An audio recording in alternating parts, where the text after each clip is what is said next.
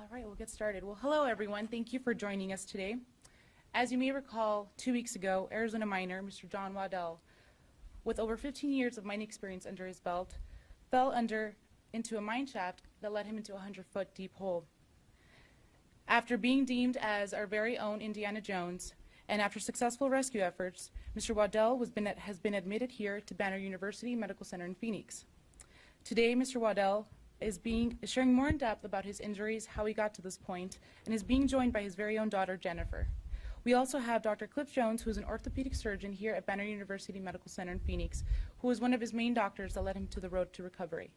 And we'll begin now by allowing Mr. Waddell to share more in depth about his story. Mr. Waddell? Yes, it was on a Monday morning when I decided I was going to the mine. And anytime I go to the mine, I let people know where I am, what day I'm going to be home. And so anyway, I got all my medications, and I got to the mine, and I got to the shaft where I was going to go down. I looked at it and thought, well, that's a long ways down there. But I had the right rigging, and everything should have been safe. So I got down, got out on the platform, went down to about the 50-foot level, and my rigging just broke. I don't know what happened. So it was like a free fall for another 50 feet. Once I started going down, I tried to slow down with my hands by gripping the rope just as tight as I could, because there was nothing else to help slow me. And so I had a glove on this hand. This one was just bare, and these burns came right through the glove. It was going so fast, and the temperature just went right through the gloves. And this hand was exposed, and on some of the pictures, they are pretty graphic. You can see on some of these pictures where the skin was just ripped. And so anyway, on my way down, I hit the bottom, and first thing I noticed was my leg was broke. As soon as I hit it, I saw my leg flip up, and my ankle went the other way. And you only have a short amount of time before the swelling or the bleeding starts in the leg. So I laid back, and I was looking for a way of setting my leg, and there was a stick there, so I used the stick, put it inside my boot, and pushed just as hard as I could, and I set my leg. And after that was the ankle. So I tried to straighten the ankle out as best I could. I cinched it up and made like a makeshift splint.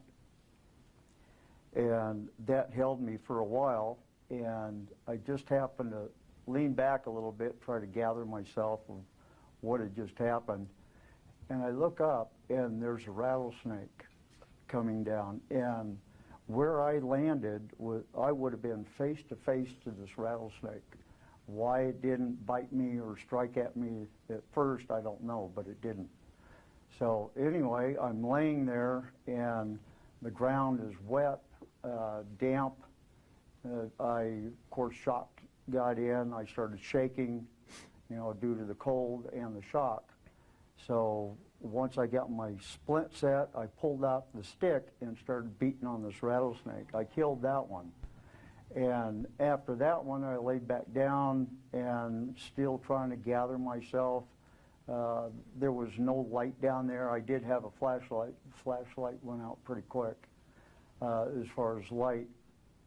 And so I laid back and just trying to relax a little bit and try to calm down. And as I was leaning over to the side, I could feel something going underneath my arm. This is a second rattlesnake.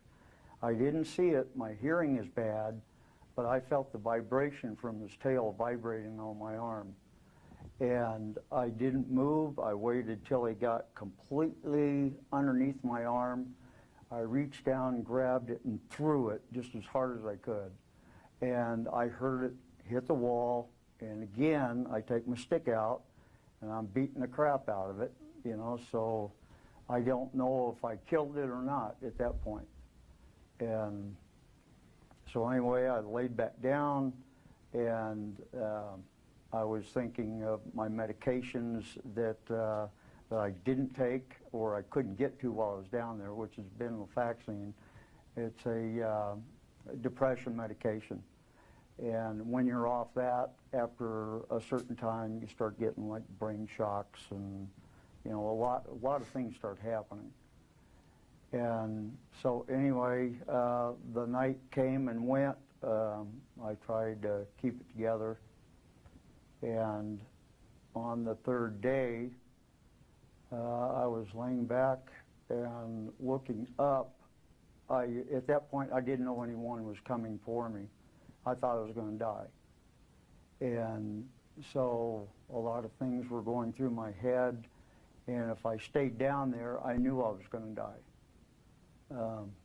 And during the whole duration, I'm yelling and screaming, you know, trying to get attention. But where the mine is, there's no traffic out there. No one would have heard me, but it's just for my own sake, screaming, yelling, maybe somebody would hear. And so anyway, at this point, I started hallucinating. And I'm laying back, and it's like a black cloud that's real stringy. And these figures were coming out of this like a little cloud. It almost looked like animals. And they were going around and around inside the mine.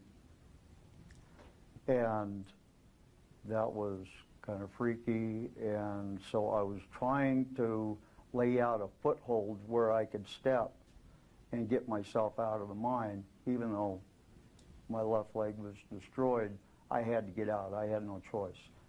And so anyway, I laid back, and I heard somebody hollering for me, and I kind of start moving around a little bit, and I see a third rattlesnake.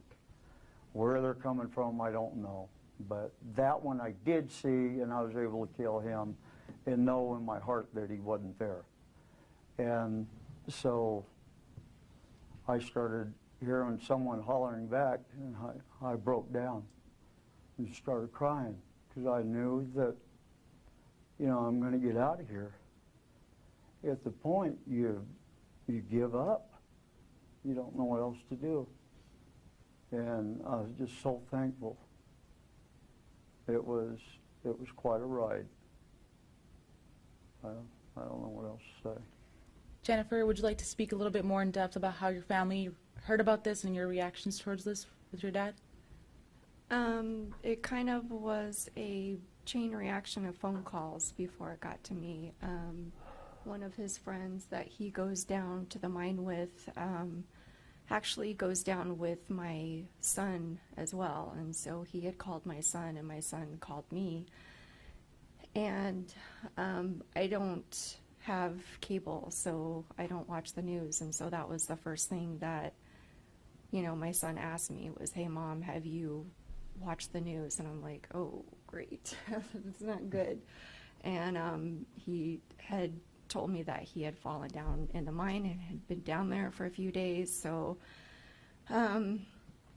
I think probably the most frustrating thing was, you know, out where he's at, there's no service. So I am thankful. I did want to say thank you to Maricopa County Sheriff's Department and Rescue Team. It did take them 6 hours, so I know it was a lot of time, patience, and skill, and for that I'm very grateful. But because they didn't have service, you know, trying to get a hold of a dispatcher, and they didn't have any information yet. So I actually did my own investigating and called around. I called the Gila Fire Department, and one of the girls were able to give me the number to the air vac, and I called them, and they confirmed which hospital they were sending him to. So obviously I dropped the phone and headed right down there. I live in Prescott, so it was probably the longest 1.5 hour drive of my life because I didn't know you know, how he was doing, if he was going to be okay at that point. So, and then even after I arrived at the hospital, he was in a open trauma unit. So I wasn't even actually able to see him for quite some time. But when I did go back there and heard him talking about the rattlesnakes, I knew he was going to be fine. So it's a daily, we see rattlesnakes out in our area all the time. So it didn't shock me to see one down there, but when you're in close quarters and no way to get out, you got to come up with something quick. Dr. Jones, would you like to elaborate more about the care that he received here at the hospital? I think you got a great team of doctors from the emergency department, trauma surgeons, and orthopedic team taking care of him, who have staged his care since he came in initially. Took care of his end of his left thigh bone above a total knee replacement. Done very well by Dr. Michael Tellerico, and then staged his ankle since the swelling was so much from him sitting outside for 3 days with a fracture dislocation of his ankle, and then expertly taken care of by Dr. Tracy Watson a couple days ago. And his bones are set very well, and now the healing begins. He's a very lucky guy. He didn't bleed to death from where his fracture was in his thigh bone. Sitting down that long could have problems concerning compartment syndrome, or having muscle that's under tension for too long, and blood clots, and he's come along very well. And I think by you hearing him, he's got a very strong desire to get back to who he is, and he's a very strong person. And I think that's probably going to help out as much as anything else. So now we're going to open up the floor to questions, and I'll be the one that moderate that as well. Who would like to go first? Yes. Clarification on your age, you're 60 or 60? I'm 60. I am 60 years old. Right here in front, I know you had a question. Think that you were going to get out? I mean, did you, you know, when people are in that situation, they have like that will, they always talk about the will to survive. Did you, I know that you said that you thought you were going to die. Yeah. Were you holding out hope? Yes, I was. You've always got to have a little sliver of hope that you're going to get out. But throughout all the trauma and everything that has happened, where I was, and with help not coming, the second day when I should have been coming home and them coming to look to see if I'm okay. After that, just about all hope is gone because of where it's at. And yeah, I was scared. But the hope was there, and a lot of prayers, and thank God, because it could have been a lot worse. Like the doctor was saying, I could have been bleeding, and nothing happened there, so I'm so grateful. You had a question in the back? So on that note, can you tell us about when your friend was on site? What did you hear that triggered you knowing there was somebody there, and what did you say to get attention? Okay, I was laying there real quiet, and I thought I heard somebody pull up with a diesel truck. And so I was real quiet, and I started yelling and yelling and yelling, help, help. And finally I heard someone say, John, are you okay? And at that point, yeah, I had no water, no food for 3 days down there. And when I heard that, I answered back, please help, and thank God. Because it was, at that point, you don't know what's going to happen. But I'm grateful that he showed up, and I'm here today, because if he didn't, I wouldn't be here today. Did you say it was, you could see the rattlesnakes or not? I forgot. Oh, yeah, yes. My hearing is bad, but yes, I could hear the rattlesnakes down there. And Did you see him? Oh, yes, I saw the first one. I saw the first one and the third one. And the third one I was able to kill because I could see it and knew exactly where to try to break its neck. You know, I hate doing that, but when it's close quarters and you don't know where they're coming from, you just know that they're there. And when I was trying to gather my thoughts, I could hear them rattling. Some of the bigger ones were rattling in the, it was only like an 8-foot circle that I was in. And there was 55-gallon drums, there was some barbed wire, a few boulders, and you don't know where they're at, but you could hear them. And that's frightening when you can hear them, not see them, and know that they're right there. So was that just instinct just taking over when you contact with rattlesnakes? I'm sorry? Was that just your instinct just taking over when you're in close quarters with rattlesnakes like that? Not really. I don't like killing them, but, you know, it was either me or them. If I were to get bit while I was down there, I wouldn't be here now. You know, it'd be a lot more problems than what I had. So, yeah, anytime I heard it, I just, even though in the dark, I'm just pounding that stick on anything that, where the noise was coming from. And they can hide, you know, and it's the not knowing which just makes you go nuts. Ryan, you had a question? Yeah, you mentioned at one point you started hallucinating. Yes. What is it mentally like all alone when you start to kind of lose your mind in a way? You know, I'm not going to say it's relaxing, but as I was laying there and watching this stuff go around,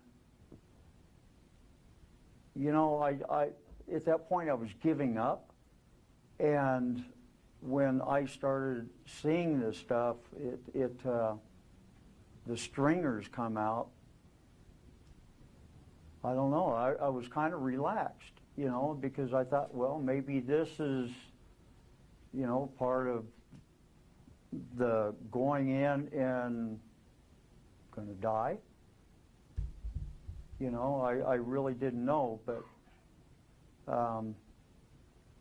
yeah, it was really strange because I saw figures coming out of it, almost looked like animals coming out of this. It was kind of stringy, but you couldn't tell what it was.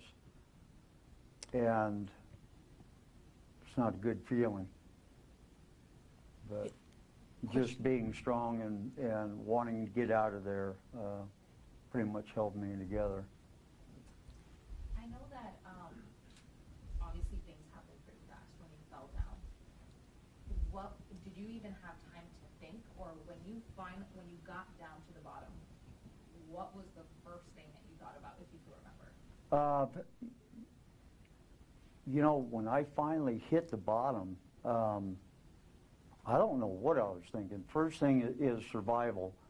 You know, I wasn't knocked out. I knew fully what was going on. And when I saw my leg off to the side, I knew that I had to set that. And my ankle, get a splint going. I knew I had to do that. And then the rest of it was almost like a fog. You know, you just kind of try to adjust to the situation and do the best you can. You mentioned this wasn't the first time that you explored. I'm sorry? You mentioned this isn't the first time you've explored this mine. No. I have 100 acres. I own the El Tigre gold mine. And this particular shaft, in my records, indicated that there was quite a bit of gold down inside the shaft. And I have explored everything else within the mine. And this particular shaft, I thought, well, maybe it's going to have a lot more gold in it. So the reason going down there was just exploration, you know, just to see if I could see any more gold down there, come up, and then go from there. But it didn't happen like that. Yeah, there's a little bit down there. Yeah, there's some rock down there that definitely had gold on it. Intrigued me. Are you going back to get it? You never know. This time with someone there and a little better equipment, I just might. Yeah, that's what I've been doing for 20 years, and it gets in your blood. Have you talked to Terry? Yes, I have talked to Terry. What have you told you? What have you told him? Terry, he made sure that I was okay, and I have talked to him at home, and yeah, everything is good, you know, and yeah, he likes coming out to the mine, and you know, when someone comes out, I let whoever wants to come out there and dig up some gold, and it's all hard rock, so it's in rock, it's not a placer. So yeah, I don't mind, and I enjoy seeing people having fun. You've been mining for 15 years? About 20 years. Oh, 20 Yeah. years. What is it about it that got you hooked?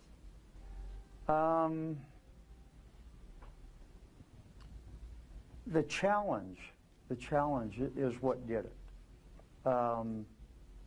Because you don't know, you never know what you're going to find within 1 inch to 5 feet. You could hit a mother lode, and you're always in hopes that you're going to find a good strike. And what I have found has carried me on for 20 years. It's a lot of hard work, but in my eyes, it's worth it. You know, and I'll keep going. But after all this, I think it's time to sell and try to find something a little easier to do. My heart would still be with it, but it's time to move on.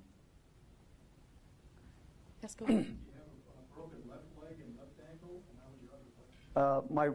I only had the left leg was broke. The right leg is fine. There's no problems with it whatsoever.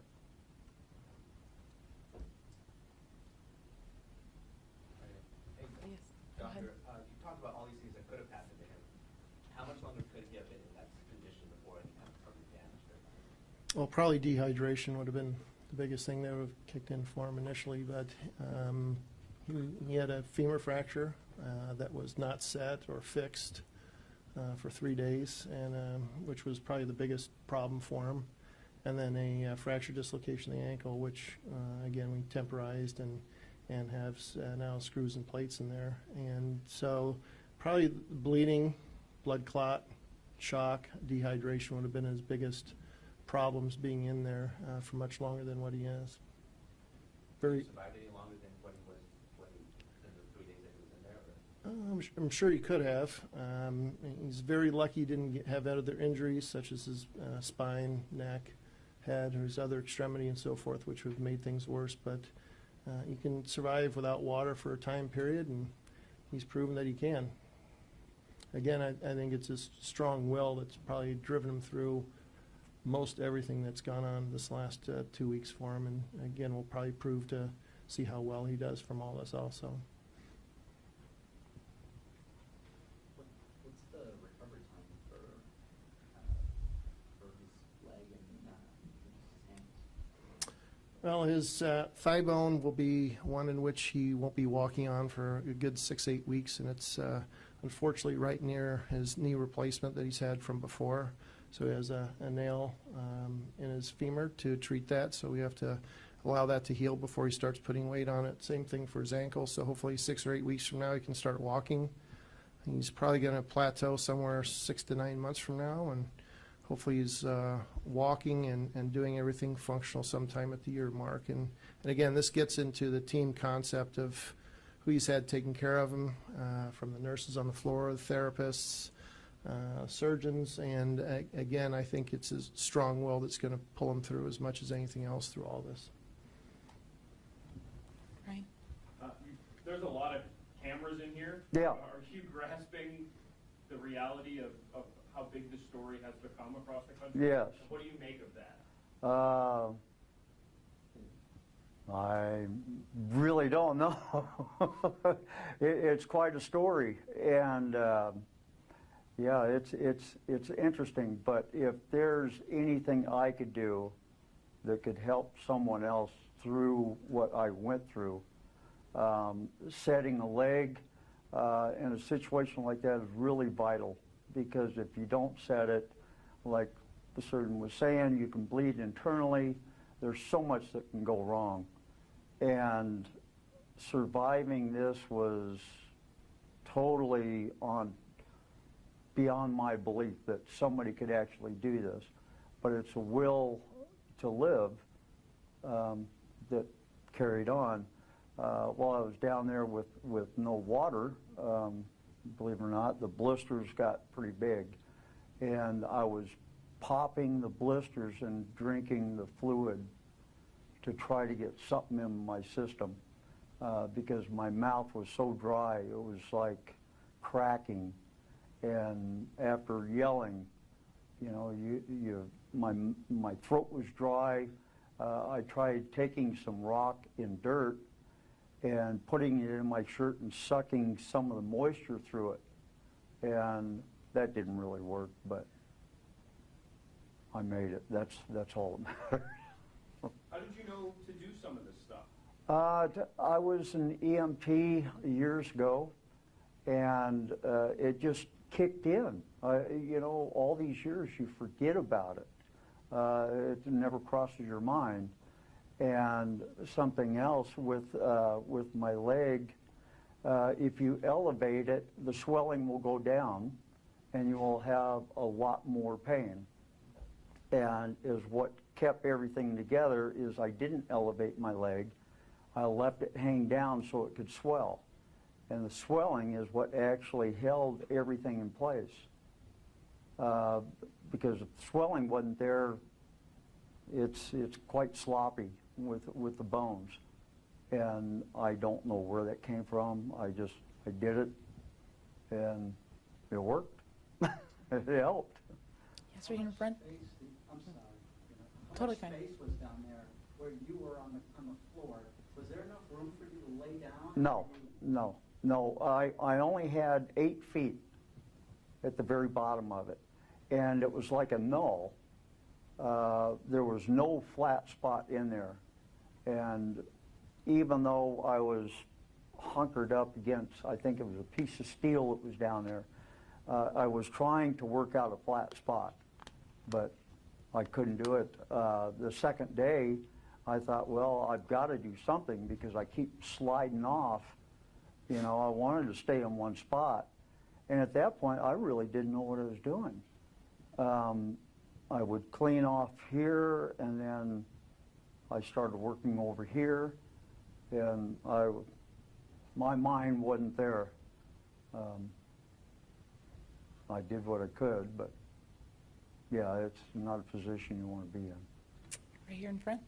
So as a minor, I know that you may have heard of the incident that happened in Chile and how they survived. Did you remember that and like any techniques or anything like that? No, it's, I don't know if you call it natural instincts or what, but your survival mode kicks in and you apply that to the situation that you're in. And I don't know, it's just grace of God that I'm here now. Are you surprised you were able to kill the snakes with a stick? No, because I've done it before when I had to. And what was really funny is when I first hit the ground, that first snake that I killed was face to face with me, and I didn't see it. It was behind the sticks. As I hit, I was just standing there, and there's the wall, and this snake was right behind that, and I didn't see it. I mean, it was within striking distance, and I only saw that whenever I laid back down trying to get my composure, and well, that was close. You know? No, it's down there. It's either me or them, and I was going to make it out one way or the other. One question here in front. How big do you think the snakes? The first one was only about a foot long. Those, they're real deadly because they don't know how much venom to inject. They just inject all the venom at the same time. The second one was about 2.5 feet, and the third one was about 3 feet. It was pretty good size. And they were diamondbacks, no green Mojaves, thank God, because with a green Mojave you don't have much time. They will put a world of hurt on you fast. Ryan? I'd love to ask your daughter what you make of this whole, story and how it's become such a big deal across the country. What are your thoughts on that? I don't know. It's funny because even before this whole thing happened, we had talked about him being in a movie, and he just always has such.